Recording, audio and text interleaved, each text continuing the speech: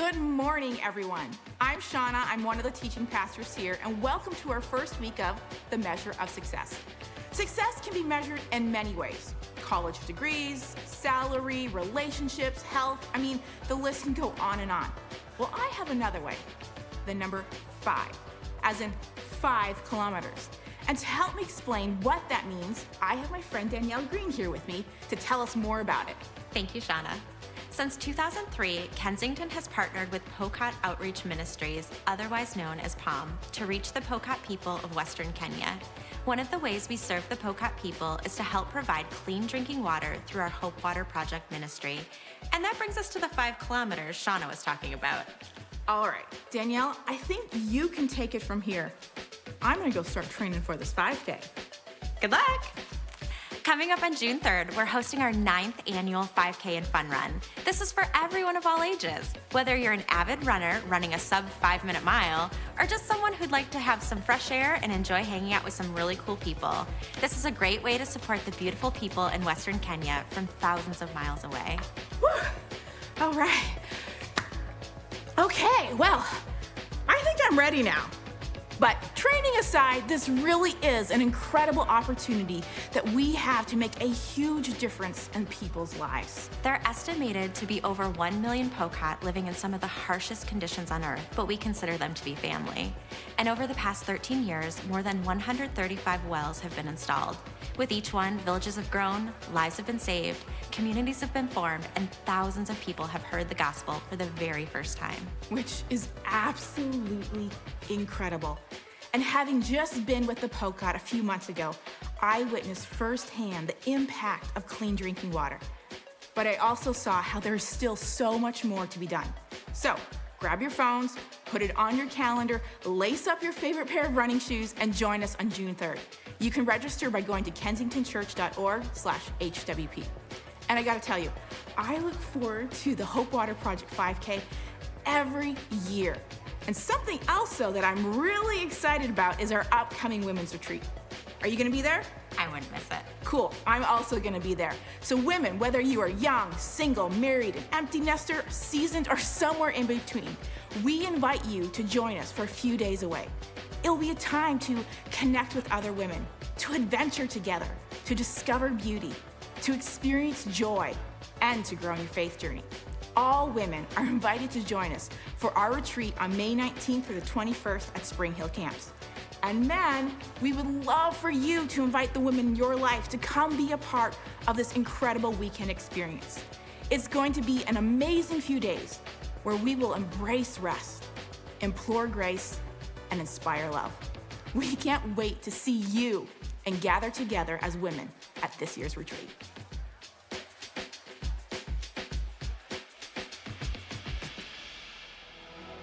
Good morning, church. These are some great opportunities to get started into, but as we start this morning, would you guys stand as we worship?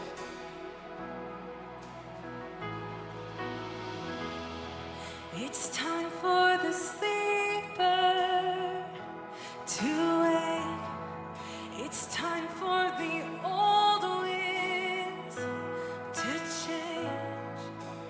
I hear the Spirit say it's time.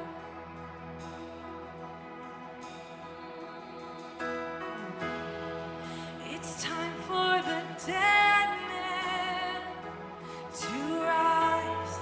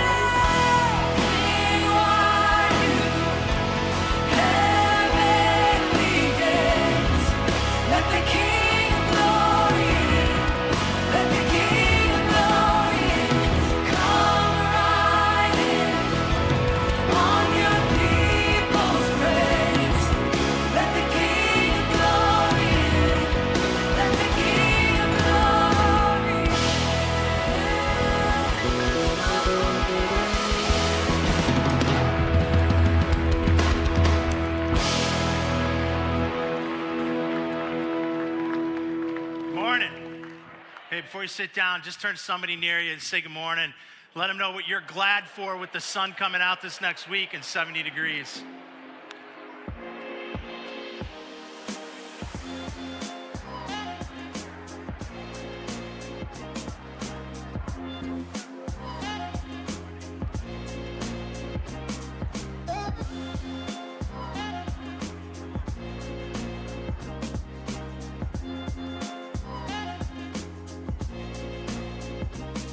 All right, well, super glad you're all here this morning. A couple things to let you know about. A few things happening all around Kensington, a couple happening here specific to our campus. The first of which is some good news. If you haven't read your email in the last week, we have been in a very long search for the next senior pastor of Kensington after our three founders felt like in the last couple of years it was time to hand the baton off. And that all culminated into us giving a vote of affirmation last weekend for Brian Mowry, who we met back in July and have really believed this is the person to take that baton. And so last week, we all cast our vote. Drum roll. Go ahead, give me your best drum roll. It's pretty awful. Keep your day job. The vote was yes to the tune of almost 99% affirmation across all campuses. So, now, if you've been with us through this journey, you also know that we had a very high vote this time last year, and it didn't go the same way. So we called Brian up on Monday morning and said, listen, vote is yes. You better be a yes, because we got a team of people ready to drive to Connecticut and drag you here. That did not need to happen. He and Becca are ecstatic. They are thrilled. Their house is already on the market. I believe it's even sold by now. They've got a place they've looked at here.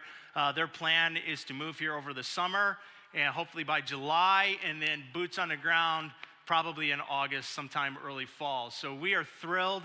This has been a long journey. It has been one that has had its ups and downs, but we really feel like God has led us through it, led us to this point. And it's one of those moments where we're closing the chapter, but it's not closing the book.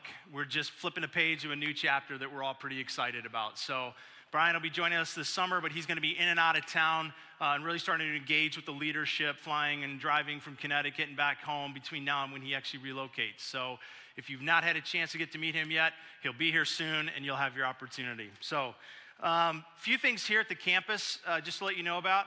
This time of year, if you have not noticed, our attendance has been doing really well. We have been seeing more people, which means more kids and K-kids. But this is a weird time of year as that's happening, because every year this time of year, our volunteer base starts to go down. You know, Mother's Day coming up, Father's Day coming up. Once July hits, we're all in and out of town on vacations. And so one of the things that begins to happen is this time of year, kids go up and adult leaders go down. So we would love to invite you, if you've never thought about working in K-Kids, to invite you back there to explore it. So here's what I want you to do. If you got a phone on you, you all do, you know you do. I don't know why I said that. Grab it, point it at the screen. I want you to take a picture of this QR code. Like, for real, come on, let's do it. I'm watching. And if you delete it once you leave, you're like, okay, fine, I'll take your picture and then I'm gonna delete it. Fine, that's on you. But now you can't say when you leave, I didn't know what the website was. Now you know the website. I would love you just to explore, to think about, maybe even go back there and have a conversation with somebody about what it could look like for you to step into K-Kids. And maybe it's not a permanent thing. Maybe it's just a toe in the water moment. And you're like, hey, if it's dipping right now, and that's what happens in the summer, my kids step in, I'll be like the reserves. I'm gonna come in when you need me. Like, great, put your toe in the water, see if it's for you, see if it's the right place. Maybe you'll fall in love with it and become something more long-term. But I will tell you this, if you have any desire as a follower of Jesus to truly shape the future, that's the place to be. It's working with our teens and working with our kids. Last week we did baptisms, and there was this one young lady who got in the tank. She's 12 years old, and she pulled out a piece of paper when she got in, and so I'm like, oh, she wants to share something. So kind of her dad and I both almost at the same time were like, do you want a mic? Do you want to say something? And she said, no. She goes, can I just read this to you? And so that's gonna be my moment with her. But I will tell you that what she read to me was probably one of the most moving things I've heard of all the baptisms I've ever done here. As this 12-year-old girl just shared a very real moment with me before she went under that water about how God is not just a belief, he is somebody who is rescuing her even 12-year-old little heart right now from the things that are a part of her world and a part of her mind, and just how God is meeting her. And I'm just telling you, you want to shape the future, you shape our teens and you shape our kids. And this is a great place to begin doing it. So we'd love to have you explore that. Also, in line with that, our student ministry, so high school group, junior high group. We have a parent meeting today. That's going to be with the leaders of that part of what we do here. They're just going to share kind of the future, this next year, some of the endeavors, some of the initiatives, some things that we're rethinking and retooling. So we'd love to have you, whether your kids are in a program or not, would love to have you come and be a part of that. I would just tell you, so I've got 2 teenage girls, twin daughters that are 16 that are part of that group. And the last couple of years, they just went through a ton of change, kind of moving from the church they grew up in to one of our campuses on the east side, then coming out here. And so I'll tell you really quick, a little bit of a full disclosure of the McGlasson household. When my wife, Nicole, and I shared with them that we were going to be moving here to Orion, this was back during COVID. We were shut down. Nobody was meeting in the building. So we brought them here on a Sunday morning because they'd never even been here. So I'm like, hey, we got some news to share. So we get here. We're literally standing right against that wall in this room, flip the lights on, just kind of looking at it. And they already had a sense that something was up. And so we just shared that we were going to be making a move again. And why we felt like God wanted us to do that. And I thought, because Nicole and I were excited, I thought they would be like, what? This is awesome. Nope. They broke down sobbing and said, we're not going.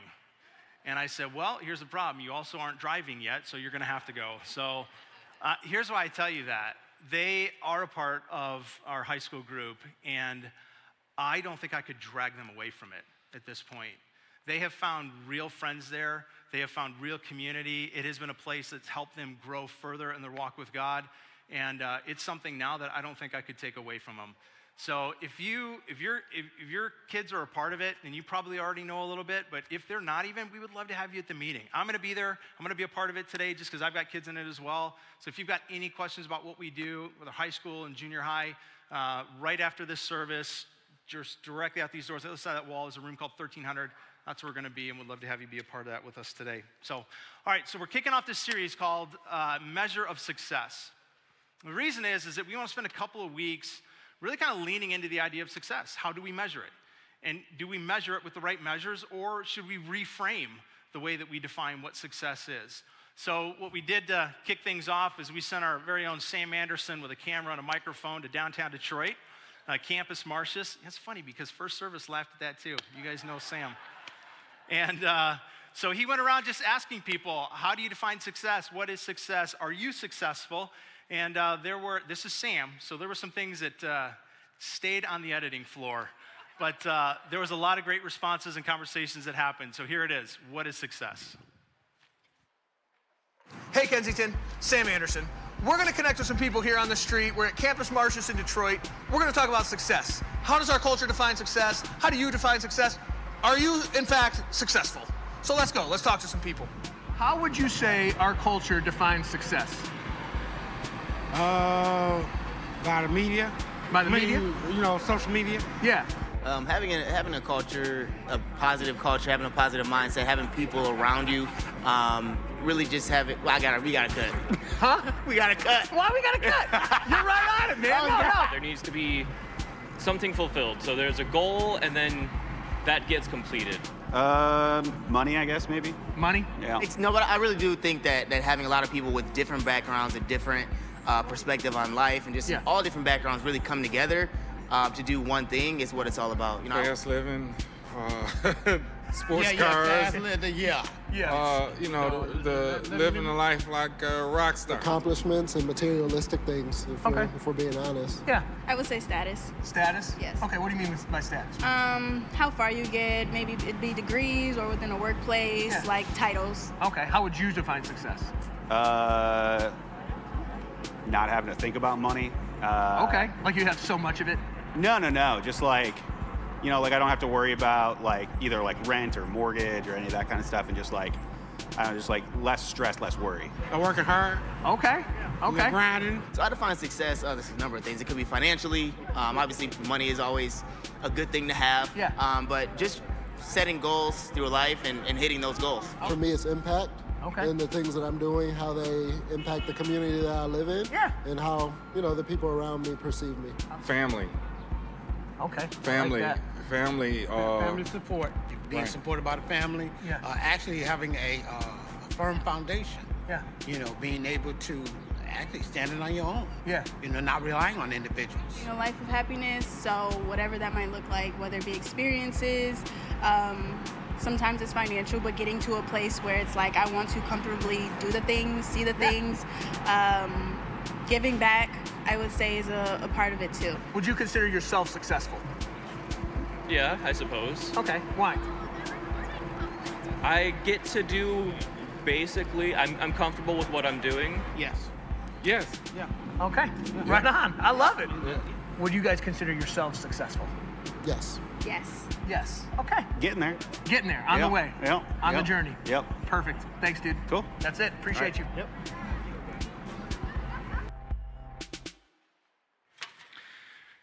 So I wonder how you would define success.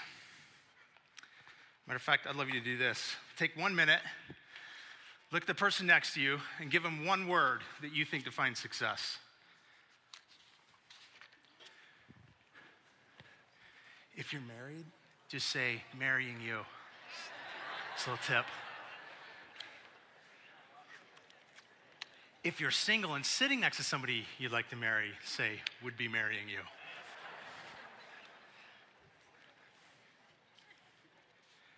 I think one of the problems with success is the difficulty in defining it. There's a lot of different answers, and there's certainly more than that. And if you look in this room, and even those of you online, there is thousands of ways that we could potentially answer the question. So with a lot of work to do, let me pray, and we're going to try and see how it is that I think God frames it. So Father, we come before you this morning and acknowledge you. Acknowledge your presence, acknowledge your goodness, acknowledge your wisdom and your instruction. Thankful for the fact, God, that you've not left us to just figure you out in a complete mystery, but you gave us the person of Jesus. You have given us the scriptures. You give us the Holy Spirit that guides us. And so I pray that together all of those would inform us this morning about you, about your heart, about your character, about your mind, and about this idea of success, God, because I do think that you want us to be successful, but I think we have in many ways misdefined what that means. And I think it's left so many of us living for things that eventually just become the future stuff of landfills. And so I pray that you would give to us this morning a sense of your presence, your goodness, your instruction, and your wisdom. I pray that it would disrupt us where it needs to disrupt us, that it would comfort us where it needs to comfort us, give us bigger vision for our lives than we even have for them right now. Thank you that you can be known. And so I pray, God, that you'd make yourself knowable today. And I pray that you'd use me however you want. I pray, God, that my words and my thoughts would not run in contrary to who you are, Jesus, or what you have told us about yourself in this book, but that what you allow me to say from the stage would be in alignment with Jesus, with the scriptures, and to represent you well. In your name, amen. So this morning, we're gonna, before we go any further, just quickly take up our offering. And as always, just say thank you for those of you that help make everything happen, from the ways we impact our kids to the ways we impact around the globe. Your generosity makes it all happen. So if you're not part of this with us, on the screen, a lot of different ways that you can join us in this. So those of you that are a part of it, thank you. Those of you that have never joined us in this, we would love to have you join us. We really believe God's given us a mission, and we're putting everything we can into it. So, and this, especially with this decision with Brian Mowry, this is a whole new day for us and a whole new future that we get to forge. And we'd love to have you join us on every level if you're not a part yet. So thank you. So buckets come down, you just pass them down, set them on the ground, and they'll pick them up from you. All right, I want to tell you a quick story that I think, for me, I learned about this story a couple years ago, but it has always been a picture of, I think, a life lived for the wrong kind of success, for a picture of purpose that is actually pretty meaningless. So I'm gonna put the picture on the screen first of a young man. On the left side, he was 19 years old. His name is Haru Onoda. And Haru is a Japanese soldier during World War II. And shortly after his enlistment at 19 years old, he was a part of a small tactical group of people that were sent to the Philippines. And their job was guerrilla warfare. So they would kind of hide out in the mountain areas, they would hide out in the jungle, and what they would do at night is they would come into different areas and they would attack artillery sites, they would attack vehicles, they would attack crops that were being used to feed troops. So this was very guerrilla warfare, small group of people, undercover, and they were very successful. They were so successful, as a matter of fact, that when the war ended, nobody could find them. because they were so well hidden and so well versed in what they were able to do. So there were leaflets over time that got dropped to tell them, hey, the war is like over the jungle. Hey, the war is over, you can come out. And there are stories of him and his men actually getting some of these leaflets, looking at it, discussing it, and eventually deciding that it was propaganda and they were lies and it was just the enemy trying to get them out from cover. And so what would happen to this 19-year-old young man is that for the next 30 years, he would fight a war that was over. For the next 30 years, he would go on to continue his mission, even at the loss of everybody in his group eventually but himself. Where they would, at night, they would come into towns and they would attack vehicles. They would attack crops. They would attack farming equipment. They would attack anything military, thinking that they were still functioning in the war. And there were other times where there were other leaflets, there were pamphlets dropped trying to get them out. It was known that they were still out there, that they were still hiding, that they were still functioning under the idea that the war was still ongoing, but nobody could find them. They determined that every attempt to get them out, to coax them out, was a lie. And so they continued their mission and they continued to stay hidden.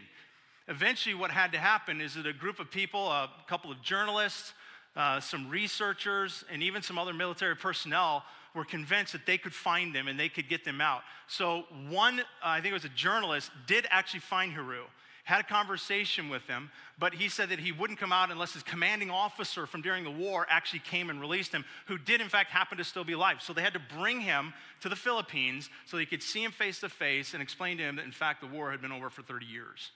He then met with Philippines government and he handed over his sword as a sign of surrender.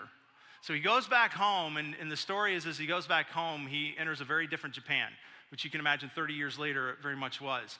So he was very discouraged, very disillusioned, felt like it was not the place he had grown up, and so he left and he went for a period of time to live in Brazil, got married, raised cattle, had a farm, but he stayed in touch. He read stories, he had family, read the news, still back in Japan, and there was one story he heard that just gripped his heart.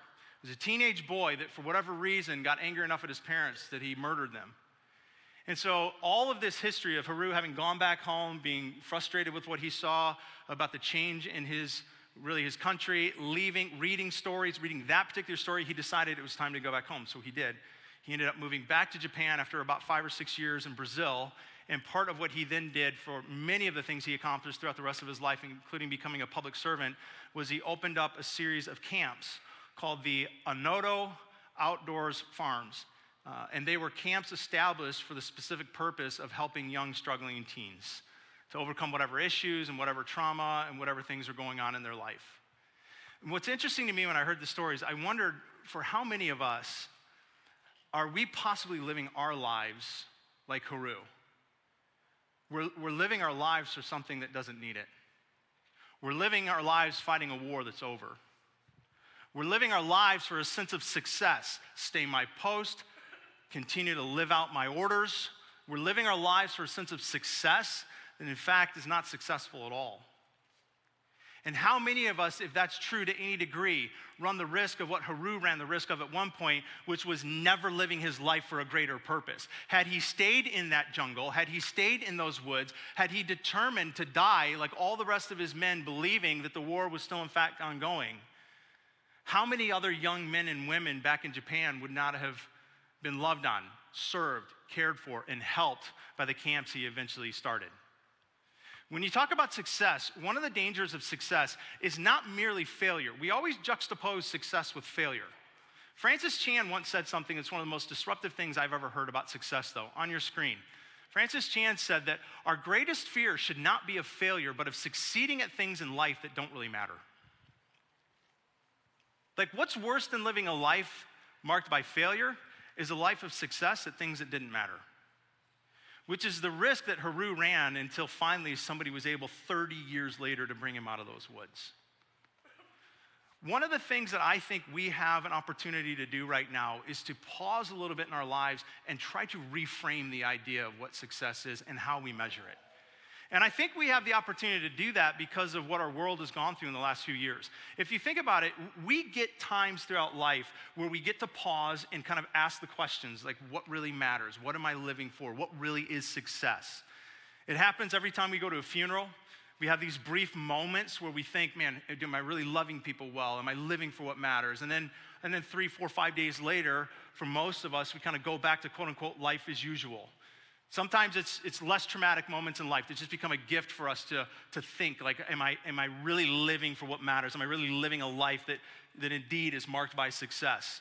Like for my wife and I, our firstborn, our oldest, he's 20 years old, just moved out a week and a half ago into his own apartment, getting married in a month and a half, and he moved in first, and we thought she was, and it just surprised us, and we're like, oh man. And I'm telling you, I don't know if you've been there, many of you have been there at this point, but this is very new for me. Walking by my boy's bedroom every night and it's empty is like heartbreaking. But it's also giving me the opportunity to reframe some things in my life that I want my life to be about. Like I find myself lately asking 2 questions on the heels of really him moving out and that change in our home.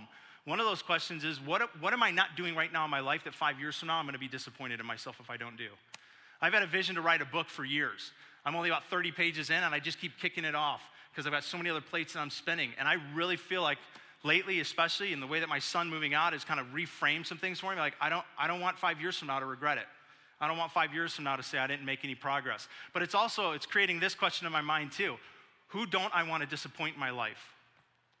Because you, like me, we've got a lot of different people that demand our time. People at work, people at church, people in your family, neighbors, soccer communities, running the stand during the soccer game. You got a lot of requests in your time, just like I do. And one of the things that's very difficult sometimes is to figure out who to say yes to and who to say no to. So for me, the question lately is, who don't I want to disappoint? Because I'm going to disappoint somebody. So I'm going to start choosing better who I'm not disappointing. So at the top of that list is going to be my girls and my wife. But there are a series of people I don't want to disappoint. So I'm asking different questions. I'm reframing. I think our country has actually been given a gift to do this as well. The last couple years of COVID and all the disruption in our world and all the crazy that has been what we have lived through, it has been to us a gift in this. It has given us an opportunity to pause for a minute and to start to ask ourselves some better questions about the life we want to live and the success that we want to have. And I think many of us have been doing that. The problem is as everything starts to move back to normal, is that we can also move back to a quote unquote normal. It's kind of like, it's the funeral effect. Like in the moment, you're asking deeper questions, but by Wednesday, you're just back into the mode. And I would say this is a moment in time where let's not just go back into the mode. Like we've gone through a lot the last couple of years. It's made us ask, do I want to work that many hours? Is my family more valuable than my income? What if I don't see them tomorrow? Like we've asked a lot of great questions in the last couple of years. It's helped, I think, many of us reframe a sense of what our lives should be lived for. I would say lean deeper into those questions. And don't let the fact that we're just going quickly back to normal rob us from the opportunity to reframe some of what it means to be successful in our lives. Even Forbes wrote an article, pretty extensive article, on the impact of the last couple of years on how we define success. I'm only going to give you 2 paragraphs that stuck out to me. This is part of what they said in the article. A few years ago, we would have said success means earning a lot of money, having a big house, nice cars, traveling around the world, a summer home in the Hamptons, and all of the trappings that signify that you have, quote unquote, made it. But as of late, we're not quite sure how to define it anymore. Another place in the article, it says that the great resignation, the fact that we've got so many people resigning from so many different jobs, tends to symbolize a very new mindset. It's an evolving revolution taking place, really. The last few years made us contemplate our lives in ways that the previous did not. This entails what type of person you want to become, job or career that offers satisfaction, and what you want to do to create a sense of purpose and meaning in your life. So really the whole article just goes on for many pages to describe a lot of the changes that took place in the last few years that we have lived through, and how many of those changes and much of the effect of what we lived through the last few years had us redefining a lot of things. Whether or not I want to work at home, whether I really want this job, should I be home more often? And it was leading us to try to redefine some of what it means to measure success in our lives. Here is my concern. I already said it, I'm going to say it again. As we go back to normal, we'll stop asking the questions.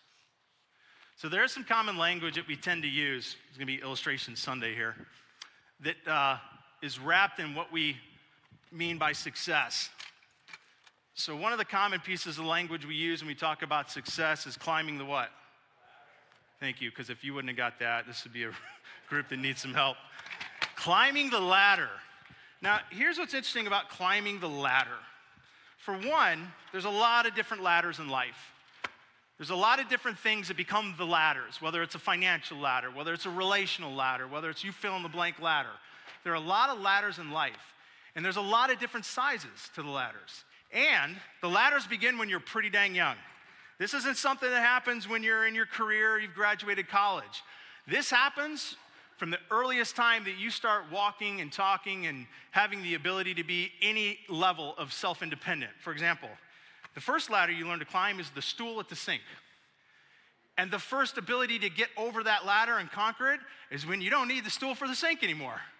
When you're not looking at the sink like this, right? I mean, very early on, we start climbing ladder. Like, that's the goal. Like, I don't want to be able to do, I want to just see over the sink. And we start having these goals and these ladders, this progression up that we want to take from our earliest ages. And then we have others that start to come. In adolescence, we have ladders of relationship. And we have ladders of success in high school or getting into college. Like, we start building from a very early age. Or maybe it's even younger. Maybe our ladder, I'll tell you, when I was like 8, my ladder was G.I. Joe and Star Wars figures. Like, whoever had the battleship, anybody have the battleship? That like 30-foot long battleship? Like, that was a ladder. You get the battleship, you just jump like 2 rungs, right? Or the Ewok village. Like, we have these ladders all throughout our life that we are trained to see as how to measure success by getting up them higher and higher. And then as you continue to go through life, the ladders keep changing. The thing is, the ladders get bigger and bigger. Then they become about relationships and occupation and income and zip code and the better zip code and the car and the iPhone 5. And this is pretty wobbly. And then the iPhone 25. You get the idea? We have all these different ladders in life that we feel like we have to climb. Now, here's the thing. Let me give you 2 different quotes while I'm up here on the ladder. Some of you are like, are you guys worried? Stop, it's fine. All right, so here's a couple quotes, because when you think about being up at the top of the ladder, here's what I don't want you to hear today. I don't want you to hear me say that I'm criticizing you for what you've accomplished and what you've acquired. Because this is a room of some pretty successful people. And so the last thing that I'm trying to suggest is, if you've acquired things, accomplished things, that's bad. No, not at all. Actually, I would say this. I think we don't set our standards high enough. C.S. Lewis on the screen, this is what Lewis once said about success, how we measure it and how we should. It would seem that our Lord finds that our desires are not too strong, but too weak. We are half-hearted creatures, fooling around with drink and sex and ambition when infinite joy is offered us. Like an ignorant child who wants to go on making mud pies in a slum because he can't imagine what is meant by the offer of a holiday at the sea. We are far too easily pleased. I think one of the things that we'll see as we lean into the text we're gonna in just a minute is that God's not saying, I don't want you to climb a ladder. I want you to climb the right one. There's another quote I want to give you. This actually happened at the Golden Globes. Jim Carrey was presenting one of the awards recently. And 2-time winning, Golden Globe winning Jim Carrey took the moment to be very sarcastic in telling the whole room what he thought of the entire thing. I'm 2-time Golden Globe winner Jim Carrey. You know, when I go to sleep at night, I'm not just going to sleep. I'm 2-time Golden Globe winner Jim Carrey, going to get some well-needed shut-eye. And when I dream, I don't just dream any old dream. No, sir. I dream about being 3-time Golden Globe winning actor Jim Carrey. And the whole room is giggling and laughing until he makes a clear shift as he really is trying to, I think, be disruptive to the room. And he says, because then it would be enough. I would be enough. And I could stop this terrible search for what I know ultimately won't fulfill me. There probably isn't too many pictures in life of people that have achieved the top of the ladder, but maybe the Hollywood actors, because they've got it, right? They've got the notice, they've got the attention and the fame, they've got the wealth. I mean, they've got in many ways, they've got all the boxes checked off. And what does he say? It doesn't matter. It's just a search to continue to find something that will give me meaning. And I'll need a third. And when I get the third, I'll need the fourth. Because here's part of the problem with the ladder. It doesn't matter how high you get. Not only can a ladder be unstable and fall out from under you when you don't expect it, but there's always going to be a higher ladder. There's always going to be someone that can go up higher than you can, even if you're at the top.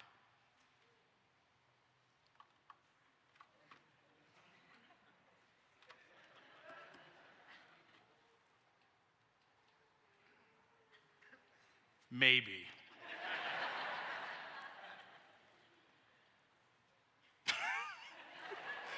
Well, this is really awkward right now.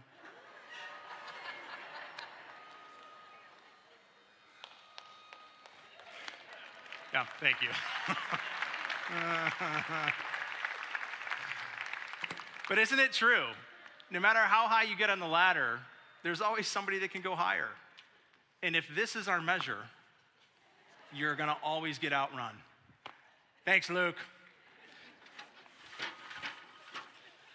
In the Bible, there is an account recorded of a man who was in many regards, most successful king to ever rule over ancient Israel. His name was Solomon. He was third king of Israel. He was son to really, probably in many regards, the greatest king, who was David. But Solomon, who became the most successful king, interestingly enough, his aim at the beginning of his kingship was not success, it was wisdom. There's literally a record in the book of Kings of God having a conversation with Solomon and asking him, what is it you want for your kingship and your reign? And of all the things he could have asked for, the thing he did ask for was wisdom. And so because of that, God ends up granting him everything else that he didn't ask for. Here's how it goes in the book of 1 Kings, chapter 3. The Lord was pleased that Solomon had asked for this. And so God said to him, since you have asked for this and not for long life or wealth, nor have you asked for the death of your enemies, but for discernment in administering justice, I will do what you have asked, and I will give you a wise and a discerning heart, so that there will never be anyone like you. Moreover, I will give you what you have not asked for, both wealth and honor, so that in your lifetime you will have no equal among kings. And if you walk in obedience to me and keep my decrees and my commands as David your father did, I will also give you a long life. And so God did exactly what he said. Solomon said, I want wisdom. God said, I will give you wisdom. And on top of that, I will give you everything else you didn't ask for. And God made true on every bit of it. As far as wisdom, Solomon genuinely became one of the wisest people to ever reign at the time.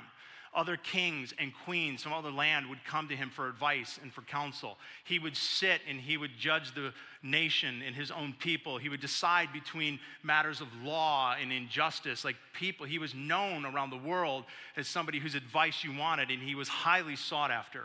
There's at least 1,000 recordings of his in the Bible alone of wise statements and sayings. There are other books outside of the Bible that also record many of his wise sayings. In terms of wealth, there was no kingdom that even compared. Solomon ended up having so much money that the only thing his kingdom was ever known to run short of were trees. And the reason why is because they had to build so many wheelbarrows out of wood to carry his jewels. Like, this guy was wealthy beyond measure. In addition to that, he also accomplished some of the greatest construction projects ever to take place, projects that we're still studying in architecture today. Not the least of which is the first temple ever built in Jerusalem. So he has money, he has wisdom, he has renown and fame. He's got projects, he's got buildings, he's got gardens. He just built all kinds of things, established all kinds of feats of the world. And then relationally, if you know Solomon's story, you know that he had 700 wives and 300 concubines. So I think it's also safe to say that this was a man not only driven by the money he was able to acquire, by the fame, by everything else that eventually began to take part of his heart over, but he was also probably the most sex-driven king of the ancient world. And in all of this, the wisest, most accomplished, most known Casanova of his day, here's what he concludes about having it all. He actually wrote a whole book about it called the Book of Ecclesiastes. Chapter 1 says this: the words of the teacher, the son of David, king in Jerusalem. Say it. What did he say? Meaningless. Meaningless. Now, if you go on to read the rest of the book, there is a ton of wisdom that he drops in here about climbing the ladders. But the book does read a little bit like a 1990s kind of emo music artist, a little bit dark, a little bit cynical, a little bit depressed. But he's just having an honest moment of saying, hey, I ran up all of these ladders, and here's what I found. Meaningless. My attempt to define myself and to define what success is and to have a sense of self-worth up that ladder was a completely meaningless pursuit. He said, what do people gain from all their labors at which they toil under the sun? Generations come and generations go, but the earth remains forever. The sun rises and the sun sets, and it hurries back to where it rises. The wind blows to the south and turns to the north. Round and round it goes, ever returning on its course. All the streams that flow into the sea, yet the sea is never full. To the place the streams come from, there they return again. All things are wearisome, more than one can say. The eye never has enough of seeing, nor the ear its fill of hearing. And what has been done will be done again. There is nothing new under the sun. It's a little bit depressing when you read it at first. But the reality is, this is a man that set out to try and find, is there a ladder I can climb, or a series of ladders I can climb, that if I just get high enough, I'll have that sense of self-worth. I'll have that sense of success. I'll have that sense of renown. I'll have that sense of validation. Is there a ladder I can climb high enough, or is there just enough of them I can climb? And so he did. He climbed more ladders, and he climbed them higher than anyone before him ever had, and frankly, more than most that have ever existed, ever have, or ever will. And in the end, his conclusion was, well, this was meaningless. Some versions take that Hebrew word and translate it from meaningless to frustrating. And so even if you're not willing to go as far as to say life is meaningless, maybe you would at least admit that it can be frustrating. Not life in its general sense, but life lived trying to define who you are by just scaling the ladder. He says is meaningless. It is a frustrating experience. And here's why it's meaningless or frustrating. Because the lie of the rungs. Here's what the ladder tells you. You just need to get to the next one. That's it. You don't need to go from the bottom to the top. You just need the next rung. That's all. But what happens when you get to the next rung? You got to have the next one. And when you get to that one, what do you got to have? The next one. And if you get to the top of that ladder, then what do you got to do? You got to climb another ladder. The lie of the ladder is if you just get to the next rung, it'll click. You'll finally feel like you've got enough. You'll finally feel like you are enough. Everything will start to fall into place. There could never be a greater lie in humanity than the lie of the ladder to just get another rung higher. Because Solomon says, if that's what you're living your life for, and you think that's where it's going to be found, where you're going to be found, then the end of your life will be one that at best is frustrating, at worst it was meaningless. So what I want to do in part is I want to look at a couple of the different ladders that Solomon climbed up. Because I think, in all honesty, we're still climbing some of the same ladders that he already climbed and reported back from the top. And you can do a couple things with that. You can either say, well, I don't care, I want to climb my own ladder and make my own decisions. Okay, then the wounds will be your own. Or we can be wise ourselves and say, if he climbed it and he got it and he concluded at the top what it was all about, let's listen to his conclusion. Here's the first ladder that he climbed that I think so many of us still do. The ladder of money. The ladder of money. There's a couple of things that I think you could all say from your own lives. So maybe for as many people in the room, we could come up with at least that many things that you would say in your life would represent the status of having stuff, having money, a car or house or the neighborhood, whatever it is. For a king, what was one of the things that represented their status? The throne. The throne represented your status. A king's throne was built in a way not just to show his power, but to show his wealth. Well, Solomon's throne was a pretty impressive feat. Solomon's throne had 6 steps that led up to it. So if you ever looked at Solomon, you had to look up, and if he looked at you, he had to look down. It made it very clear right off the bat, I'm above you, you're below me.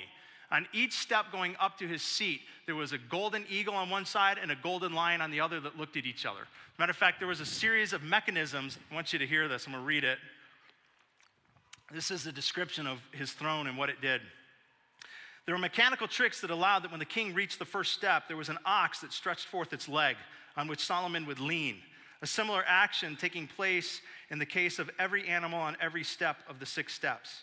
From the 6th step, there was an eagle who had raised, there was eagles that raised the king to the place of his seat when he reached it, near which a golden serpent laid coiled up. When the king was seated, the large eagle then placed a crown on his head. The serpent at that point uncoiled itself, and the lions and the eagles moved upwards to form a shade over him. There was a dove that then descended and took the scroll of the law from the ark and placed it at Solomon's knees. When the king sat surrounded by the Sanhedrin to judge the people, the wheels began to turn, and the beasts and the fowls began to utter their respective cries, which would frighten those who had intended to bear false witness to the king. Moreover, while Solomon was ascending to the throne, the lions would scatter all kinds of fragrant spices. So if you have a lazy boy that you have custom made to be gold, has 6 steps to get up to it, and when you sit down, it sprays incense and it growls at your children when they lie to you, you probably have money to waste. So this is Solomon. And on the screen, here's his conclusion. Like, again, this is a guy that only ran out of wood because of the barrels he had to make to carry all that he owned. This was his conclusion. Those who love money will never have enough. You know, Johnny Depp, I read recently, I think we all know that Depp has lost tons of money, but do you know that he has earned and lost $650 million throughout the course of his career? $650 million. Like, I'm just thinking if anybody came to you today and was like, hey, would you like $650 million? You'd be like, it would change everything for generations. Well, it didn't for him. Why? Because you'll never have enough. And when you don't have enough, you're gonna need to get more. And it's gonna lead to all the decisions that have you losing it because you're living for it. How meaningless to think that wealth brings true happiness. The more you have, the more people come to help you spend it. So what good is wealth, except perhaps to watch it slip through your fingers? People who work hard sleep well, whether they eat little or much, but the rich seldom get a good night's sleep. There's another serious problem I have seen under the sun. Hoarding riches harms the saver. Money is put into risky investments that turn sour and everything is lost. In the end, there's nothing left to pass on to one's children. We all come to the world, to the end of our lives, as naked and empty-handed as the day that we were born. We can't take our riches with us. Listen, there's nothing radical in what he says there. We all know that. You can't take it with you. You come into the world naked, you leave the world. We know that, but do we know it? Because how many of us are still trying to get up the ladder? And here's what's interesting. The deceptive lie of the ladder doesn't have us often seeing it because we're not trying to go from the ground to the top. We're just trying to do what? One rung at a time. There's a study I read a couple years ago. It was conducted on people that made from $12,000 annually, so it must be a high schooler, I don't know, up to $120,000. One question was asked all of them. How much more do you need to earn to alleviate whatever financial pressure you're currently under? What's interesting is nobody gave the same amount. Listen to this. Everybody gave the same percentage. All the way up the scale, everybody gave the same percentage, 10%. Just 10% more. That's all I need. And here's what I think is fascinating, because nobody was saying, hey, how much do you need to alleviate the pressure? $1 million will do it. They didn't jump all the way to the top of the ladder. What they said is, I just need 10% more. That's it. But what did the 10% more person say? I need 10% more. And what did that 10% person say? I need 10% more. That's the lie of the ladder. You just need a little bit more. You just need a little bit more. You just need a little bit more.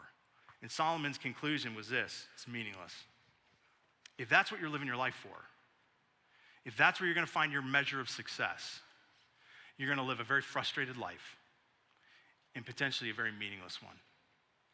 Second ladder is the ladder that I'm going to call the ladder of achievement. Ladder of achievement. So what can I do? What can I build? What can my name be left on when I'm gone? What's my portfolio, my job? What's the seat I sat in? What are the things that I built? And Solomon had a pretty impressive list of all that. So you go back to the book of Ecclesiastes, chapter 2, Solomon says this: I undertook great projects. I built houses for myself. I planted vineyards. I made gardens. I made parks. I planted all kinds of fruit trees. I made reservoirs to water them and flourish the trees. And here's his conclusion, verse 10 of chapter 2. Yet when I surveyed all that my hands had done and what I had toiled to achieve, everything was meaningless. It was a chasing after the wind. Nothing was gained under the sun. Now there's a phrase that's now occurred 2 times, and it's going to become important to Solomon and a part of how he, I think, tries to reach conclusion in all of this. It's the phrase under the sun. So I want you to lock that in. He just said it. He's already said it. He said, by trying to just achieve success, by building new things, accomplishing new things, new feats, stuff that generations, my grandkids will say, my grandpa did that, or my dad accomplished that, my mom did this. Like, if that's what I'm living for to find success, because it was like chasing after the wind. Nothing I did under this sun mattered to making me matter if I tried to find that sense of self-worth up the ladder. That's why we constantly and continually hear stories of famous athletes, actors, politicians, rock stars, you fill in the blank, who achieve up the top of the ladder everything there is to achieve and then take their own life.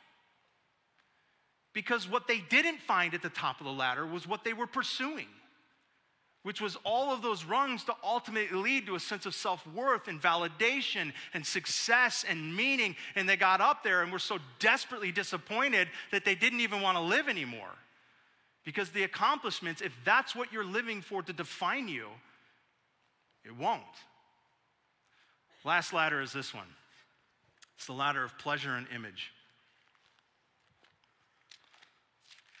Solomon says this, I said to myself, come now, I will test you with all the pleasures to find out what is good.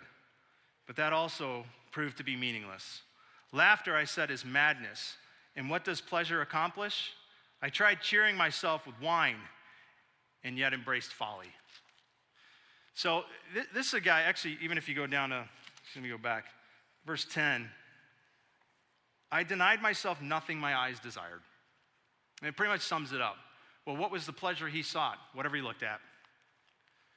If he wanted to drink it, he drank it. If he wanted to have sex, he had sex. If he wanted to party, he partied. If he wanted to throw an event, he threw an event. Whatever pleasure the world offered him in his time, he pursued it. He went after it. You remember that? How many country lover songs? Country song lovers.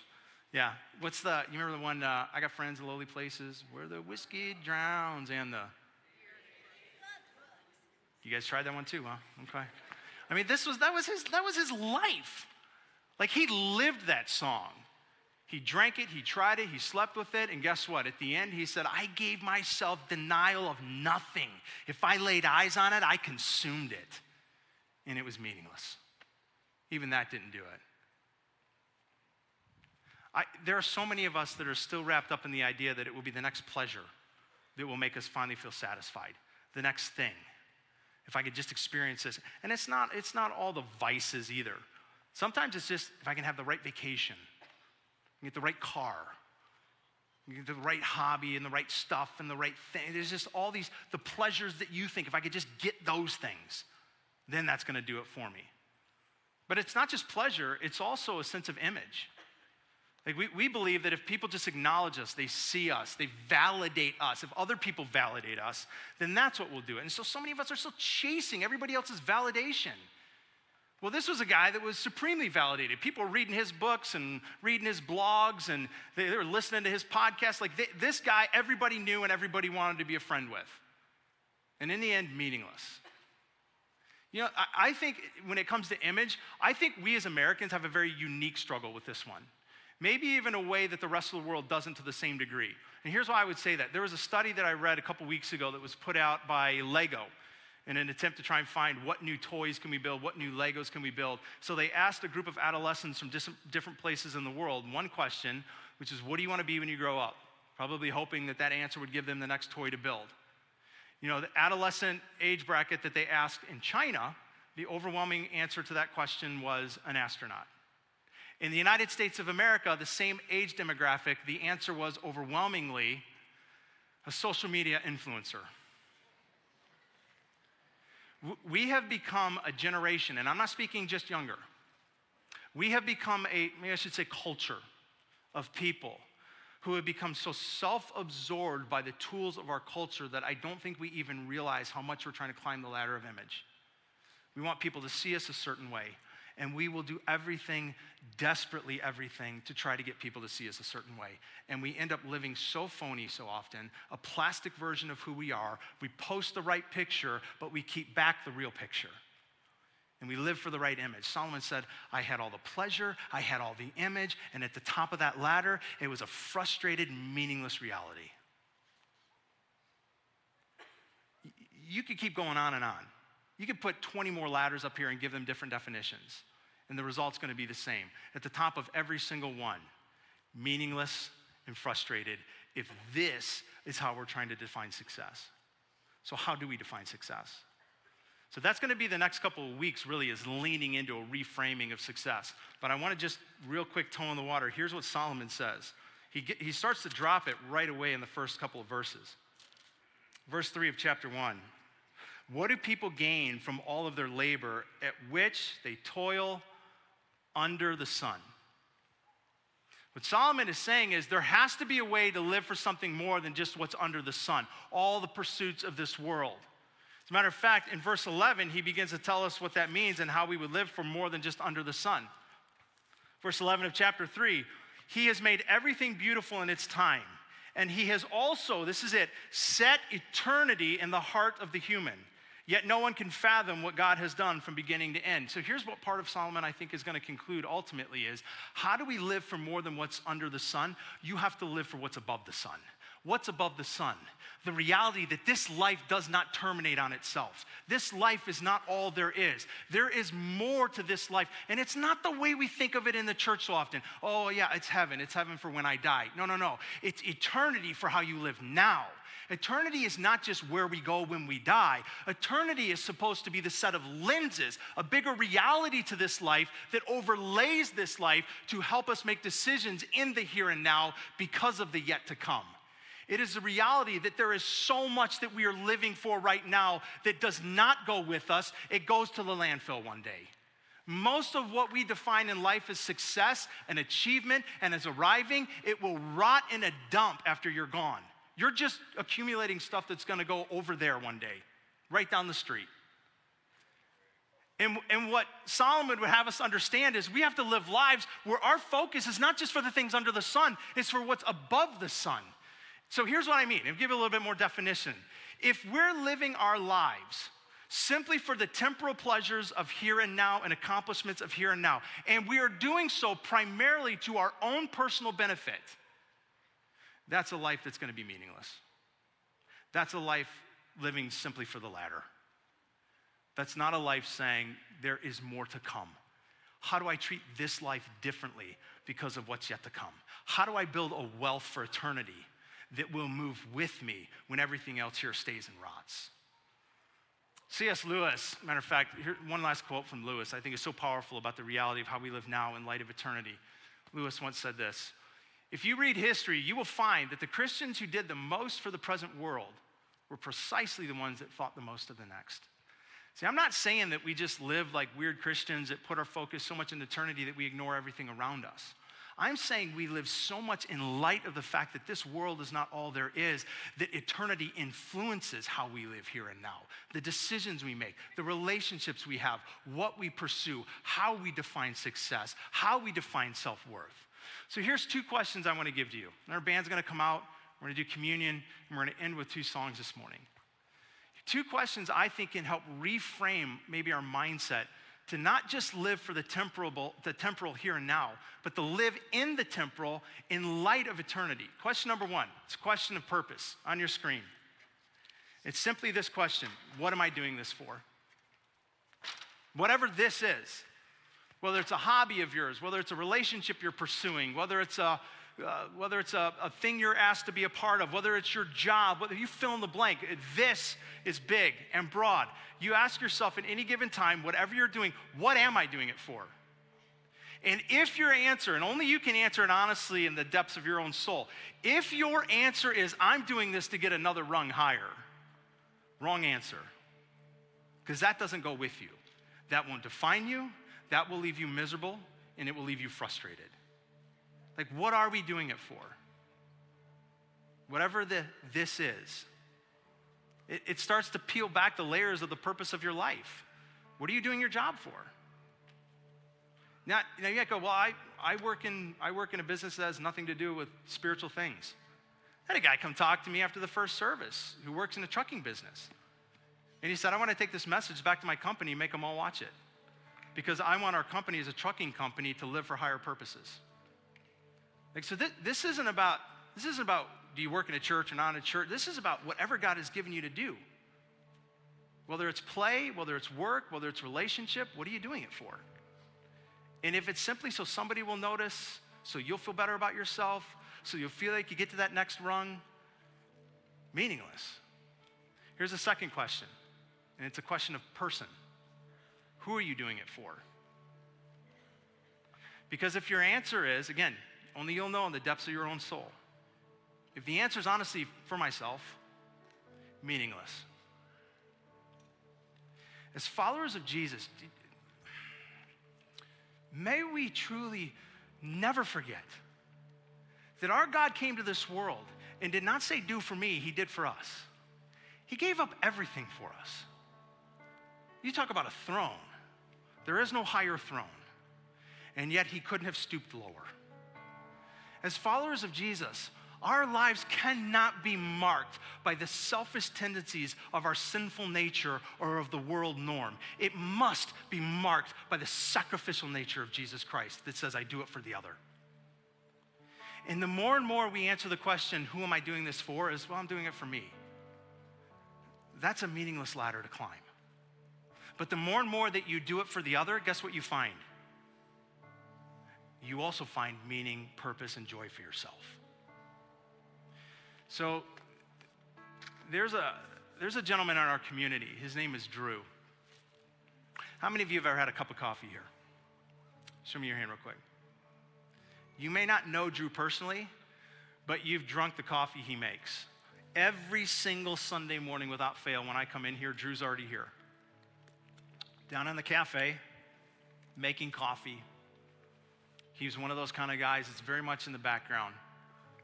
He is selfless servant with our K-kids, making coffee.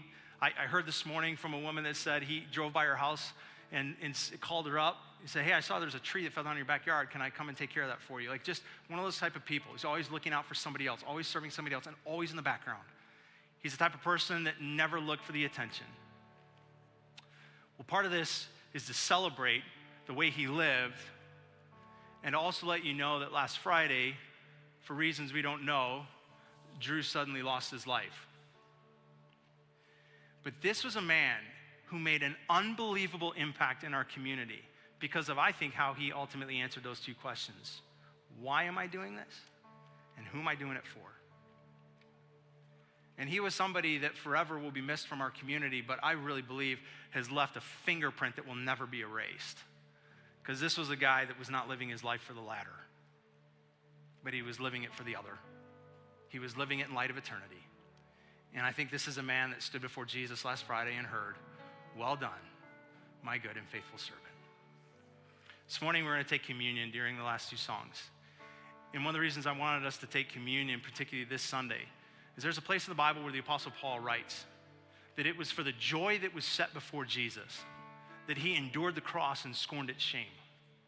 And one of the powerful things about that verse is that in the present moment Jesus faced, the way that he got through it was looking to the future moment, the eternal moment, what was set before him.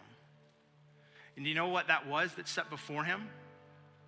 For the joy that was set before him, it's you, it's me, it's us. It's the account that we read at the end of the Bible of all of us sitting one day at a table, feasting together, celebrating together, when all of this is rewritten into what it's supposed to be.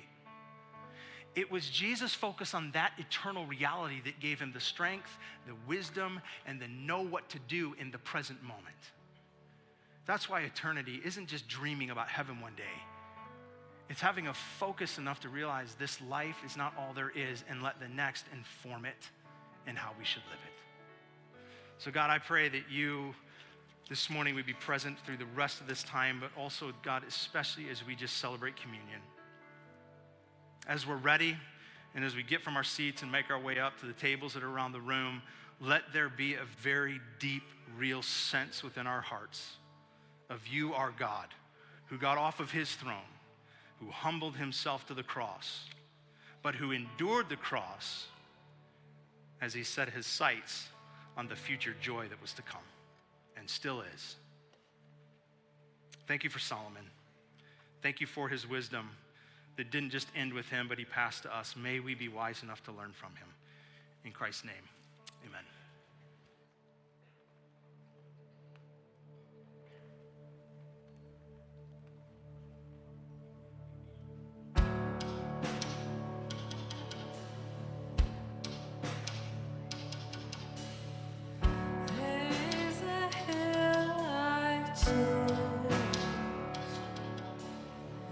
We're still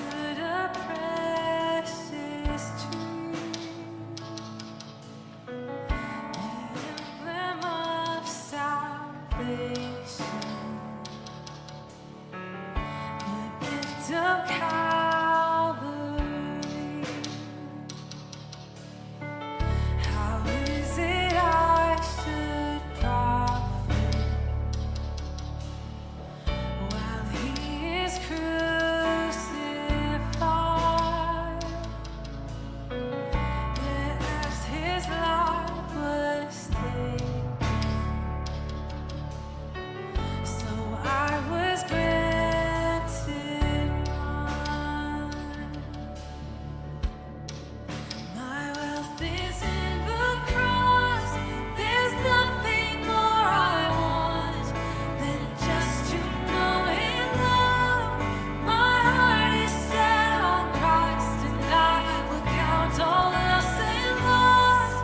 The greatest of my crowns means nothing to me now, for I counted out the cost, and all my wealth is in the cross.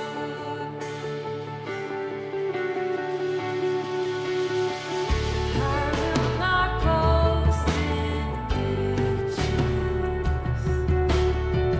I have no pride in gold. I will boast in Jesus and in his name alone. My wealth is in the cross. There's nothing more I want than just to know his love. My heart is set on Christ, and I will count all else and loss.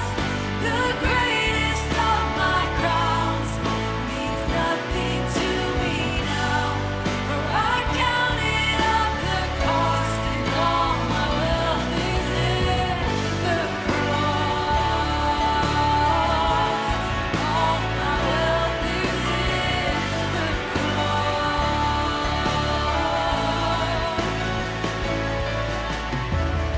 And when I stand in glory, my crown's before the Lord. Let this be my confession. My wealth is in the cross. My wealth is in the cross. There's nothing more I want than just to know his love. My heart is set on Christ, and I will count all else as loss.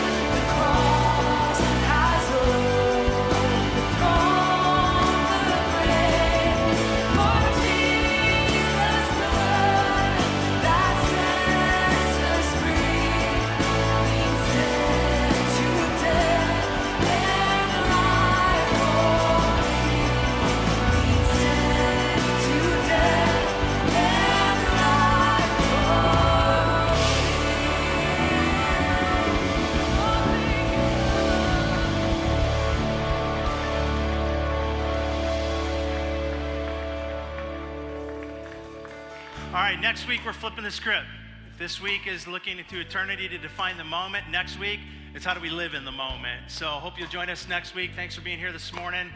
We have a prayer team that's going to be up front and out in the lobby when you leave. That team exists to just serve you before you go back into your week, whether that's pray with you, for you, or just to be a listening ear. So if we can serve you that way, let us. Otherwise, have a great rest of the weekend, and we'll see you next Sunday.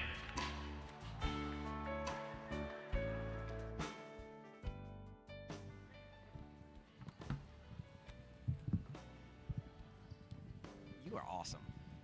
Hey, guys. Hey. What a service. Seriously. We did not That's it. plan that. We did not plan But that, that did we? exemplifies, I think, how good that service really was and Right? how important it is for this time in our lives and what's happening in culture and just the pressure that I think we all take on our lives to say it won't be good until this. And that's no way to live, Kim. Right. No, I totally agree. I think everybody's got their thing that they think, oh, just this thing Yeah. or that thing or Yeah. the next thing or all the things. And yeah, it's not about the things, Chris. It's not not about things. the things. I shared this with you in the first service, but I'll share this with you folks in this service as well. I think as it relates to even something like money, how much is enough? And Right. I think the core issue is whatever amount replaces trust. So whether it's our career, our money, our personal aspirations, at what point does it replace the fact that we trust in the Lord with all our heart, we lean not upon our own understanding? Good. Like, that's it. Yeah. So I'm excited. We've just scratched the surface. I on know. this This series. was the first week of the Let's series. go. We've got a few more ahead of us. It's gonna be But we good. were so glad you're with us. So glad we can participate in communion I'm so together as a glad. campus family. Mhm. But hey, have an awesome week. The sun is Yeah. actually starting to come out here. coming. But we'll see you guys next Sunday. Yeah, have a great week. We'll see you soon. Take care, guys. Bye. Freaking love doing this with you.